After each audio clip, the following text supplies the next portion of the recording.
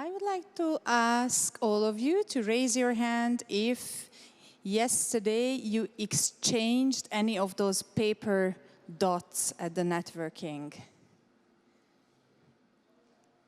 No one. It seems like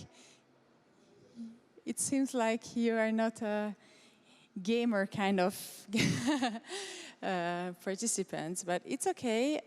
You can still do so today. Do you have your paper dots, by the way? Okay, if you have them, then I encourage all of you to exchange them while networking. I could see quite a lot of networking activities during the day, at the coffee breaks at lunchtime, and of course also at the dinner. So as Borbála mentioned yesterday, the one person who collects the most paper dots will get a surprise at the closing session today. So really, I think it's worth it.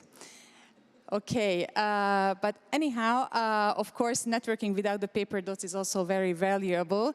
And today you will also have the chance for that. And you will also hear, I think, very insightful presentations and fruitful conversations up here in the panel discussions. So right now, of course, people can still arrive, but I think it's time for us to start our program for today. And as our first speaker, I would like to invite Mr. Coen De Graaf to do a little summary of yesterday and set the scene for today's conference day. Mr. De Graaf, the floor is yours, and I wish you an interesting and insightful day for today as well. You can use the microphone, yes.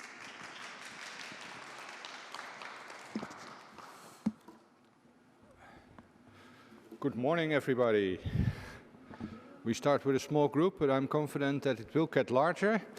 Most of you attended the session yesterday, so I will keep that one really in a short recap. You've seen a lot of different speakers taking us on a trip into the S3, ins and outs. We had very different and very interesting perspectives on a lot of aspects of the S3. And let me take you to some things I found especially interesting on that. You know the program, we had a lot of different speakers. And let's start with saying, okay, what did I take out from that? And if you have any questions, please feel free. So again, different perspective on smart specialization strategies. And of course, the focus on skills was eminent yesterday. The need for skilled labor, the need for people having the right skills to address the challenges of tomorrow, it was very clear. And even one person mentioned that skills are getting as important as competitiveness is. The other way around, you can say, okay, when we look at Europe in the future, in the coming years, we see a lot of challenges. We see the need for resilience in Europe due to geopolitical developments, and we need to support the strive for civilians and to address the challenges ahead of us. So one very interesting phenomenon in my view was the fact that Hungary is creating its own funding stream, Hungary Europe, with a little link to Horizon Europe, I guess. Hungary Europe is a very interesting instrument to support this, to support the initiatives towards resilience, towards addressing the challenges, and towards the development of the rightly skilled labor. What was also an interesting remark yesterday is that designing instruments is something different than implementing instruments. And we have to recognize that, and we have to deal with that in a way that it becomes practical for those who need to implement these implement these measures, so that they can work with it. And the role of the companies is quite important there, next to, of course, research and development, innovation, but also the role of companies is important. And the companies tend to need some stability. And the Minister of Economic Affairs of Navarra showed a very interesting example where they institutionalized that. The issue they want to address is that if governments go after elections, that the next government tends to make new rules or skip the existing rules. And that is creating uncertainty for companies. So in order to create more stability, they introduced the regional law of industry, creating a system where the measures are taking longer and sustain longer than the 4 years of the government. And that creates the stability for the companies to invest in developments, to invest in their future. And another point Michael raised is that the Smart Specialization Strategy should be aligned with the overall regional strategy. That is very important, so that they can work together, that they are complementary. And this alignment is one of the points that our speaker from Wallonia addressed, saying, okay, we have very good examples to illustrate how smart specialization can work for you as a society, for you as a company, for you as a regional government. But there are a few things you have to keep in mind. And one of them is this alignment of these strategies. And you also need to cover the whole value chain in that respect. And then, of course, enhance the commercial maturity level of the people you're talking to. So, in a way, smart specialization strategy is not standing on itself. What all these speakers said is you have to integrate it in the whole system. You have to collaborate on that in the region with the different stakeholders, but also outside the regions. There's a huge opportunity to discuss with others, and we have done that yesterday, and you will continue to do that today, with other regions, to exchange on best practices, to exchange on how you address the challenges. What are you facing? Some people can help other people in overcoming that. And most and for all, we need skilled people to do the jobs. Not only skilled, but we also need to set free the capacity needed for doing these jobs. And capacity, the lack of capacity in all different perspectives, is another thing which came out yesterday, very pregnant, to say, okay, you have the capabilities, but if you do not have the time or the money to execute what you are supposed to execute, then it's going to fail. And also Richard mentioned it, it is about the capability to act upon the different measures you are projecting. So, next to that, another lively discussion developed under the different group leaders about the role of vocational education and training. The importance of VET was eminent, and not only VET, but all educational levels are playing an important role. These levels may change under the influence of the new economies, the new jobs of the future, the new technologies we are embracing. So using the basic capabilities of people, of systems, and transforming them to the new situation is an opportunity for us all. But again, We have to support that with the right instruments, with the right measures. We can collaborate, we should collaborate on that, and then we can do it. And that's, I think, one of the things I took with me yesterday. If we want, we can do it. So let's do it, and let's collaborate on all these important things. Let's put our emphasis on the results. What do we want to achieve? Let's work on that, and let's take these measures that are necessary as soon as possible so that we can create this better future and a more resilient future for Europe together. Well, that was my short recap of what happened yesterday. The details you can read back and probably see the video afterwards.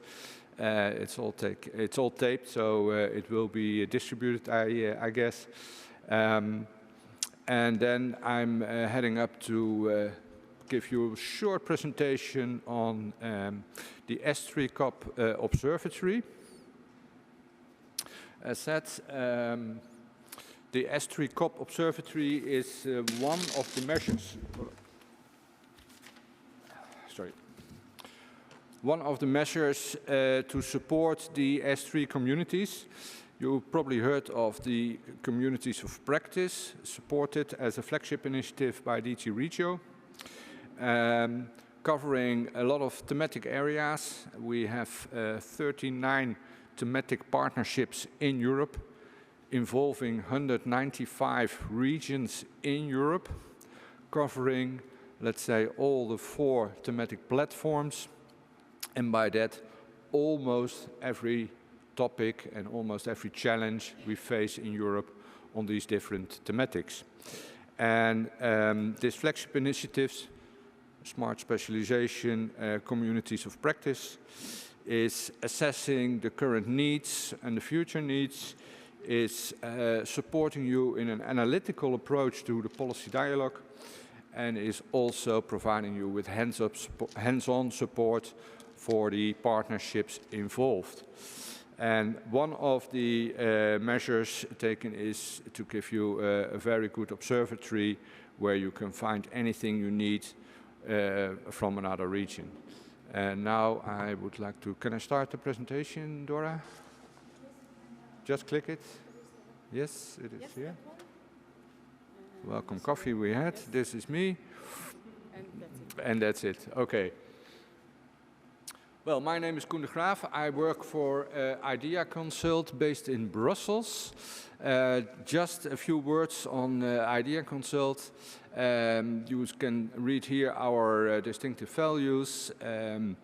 We support organizations, we support the European Commission, we support companies and consortia, all research-based in a multidisciplinary approach, together with our partners and very focused on what they want to achieve. So it is really a thorough support on every aspect you need. And what we aim is to connect the dots, connect the companies, connect the initiatives, and focus together on achieving these results.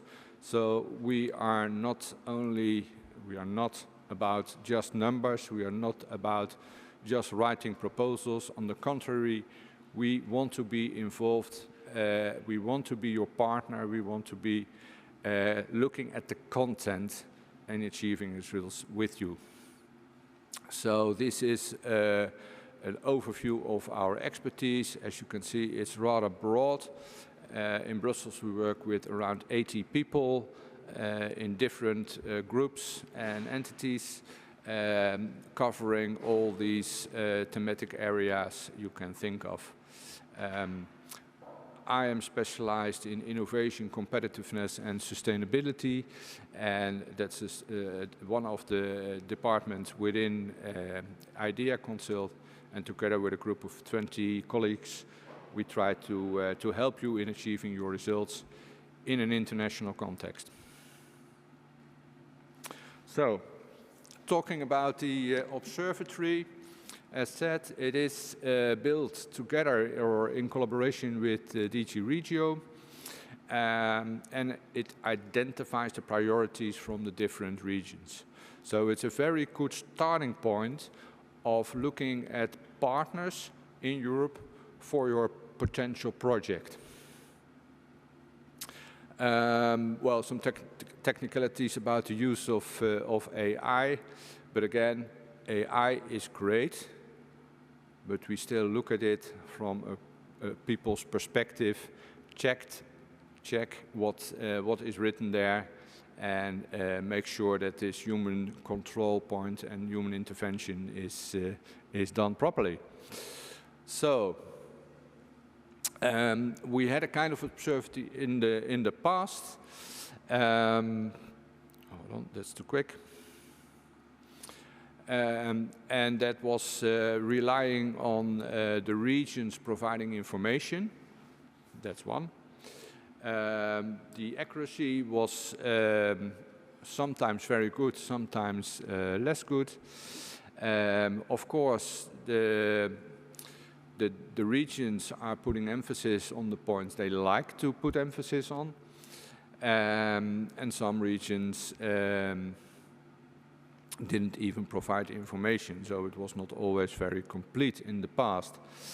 And the strategy of the regions, which is of course very important for future collaboration, was not always mentioned.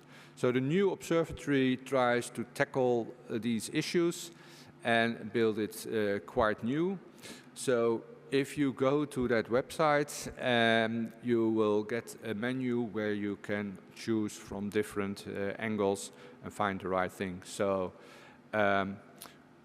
we put a lot of effort in making things comparable. So really get you information to share, but also to compare it with other regions and pick the right one for your project.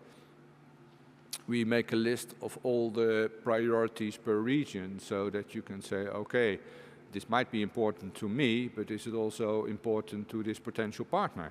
Yes or no? You can decide upon that. We identified these priorities and sub-priorities, and by the use of AI and the quality review of the experts, we came to a very structured regional profile per region. So what is in it?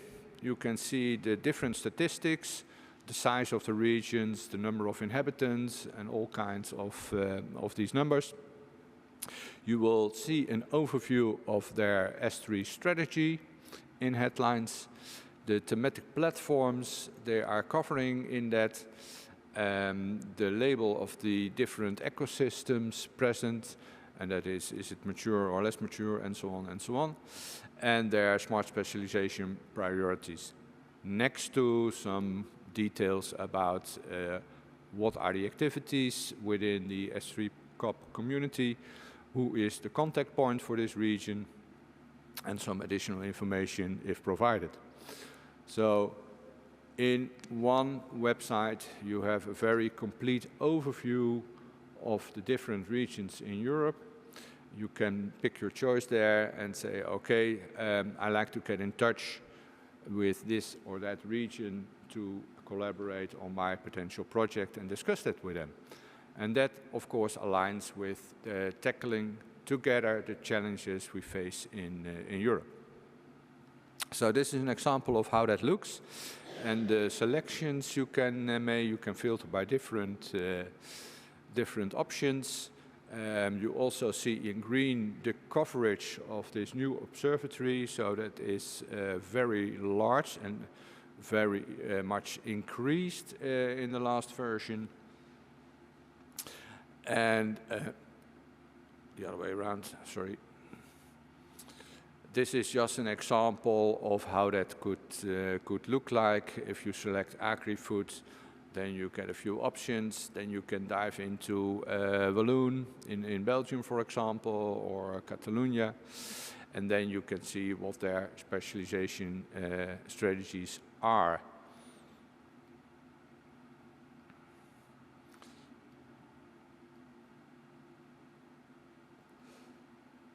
So let's take a very concrete example about Catalonia. It is in space. Here you have all the facts. The mapping is already there. And sorry, that's too quick. This one, I mean.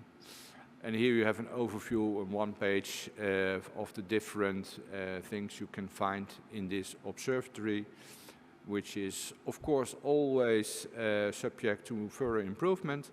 But again, this at least gives you the opportunity of creating a good start for your future collaboration on any topic you like. And, well, that is what we discussed. We need to collaborate, and this is a supportive action to do that. So, this was a short introduction of the observatory itself. If you want more information, please contact the Secretariat of the S3 Communities of Practice. We are happy to serve you with all your information required.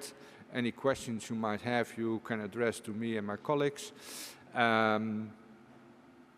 Again, the supportive action seems highly appreciated by the partnerships. We see in the partnerships a lot of differences. I won't call it maturity, but some are existing for many, many years. And that results in a way to operate which is highly professional. Others are young, just started, and are looking their way into the field of collaboration. And well, they need a couple of more years to evolve in that way. And the S3 Communities of Practice is trying to support them in that with the different actions. Next week we have our yearly meetings in Rimini, where we will meet all the different partnerships and all the people involved to discuss and to see how we can further improve the services.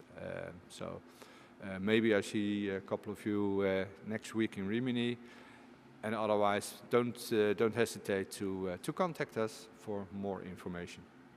Thank you very much.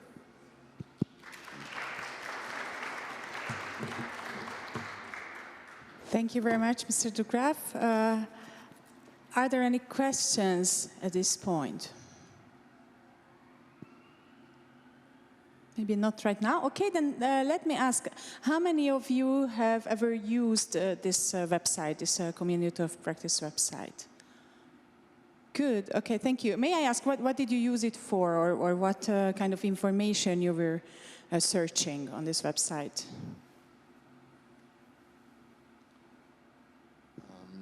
Basically to identify complementary regions that provide like expertise that we can mobilize, and also regions that have that face the same challenges with which we can collaborate. Yes, of course. Is there a way to revise the priorities that are indicated for an individual region or not? Sorry, again? Is there one way to provide you with information to revise what is the content of the priorities indicated for a defined region?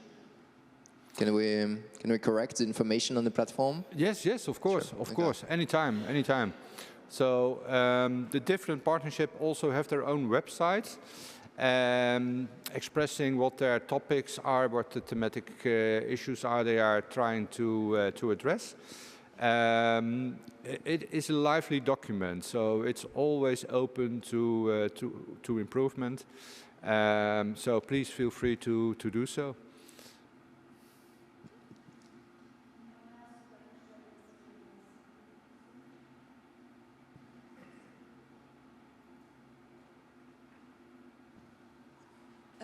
We look at those countries who have national level S3 as well. And we collected information about how they manage the EDP and the management of the S3. So who are the leaders, which ministries or which is the institution background of the S3. Well, for these questions, I would like to direct you to the contact points illustrated on the website. They can provide that detailed information. And we choose that because this type of information is subject to quite some changes over the years, and the contact point or the contact person should be informed about that and is always up to date and give you the latest details in that respect. So, of course, as any other website, sometimes there is some delay in the change effectively in the practice and the publication on the website. So, to avoid insecurity and inaccuracy, always probably check at the contact point. Thank you very much. Any other questions for this session? Maybe a last word on the partnerships.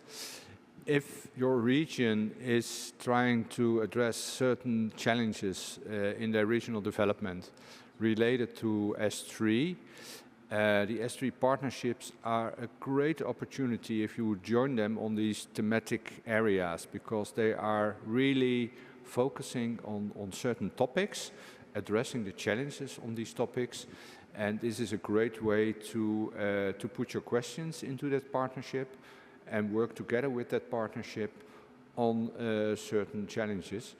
The advantage is that this partnership already exists, so it's always open to new partners, that's one. It's always open to build projects and or consortia also with people and regions that are not yet in that partnership. So, but at least you are halfway. You find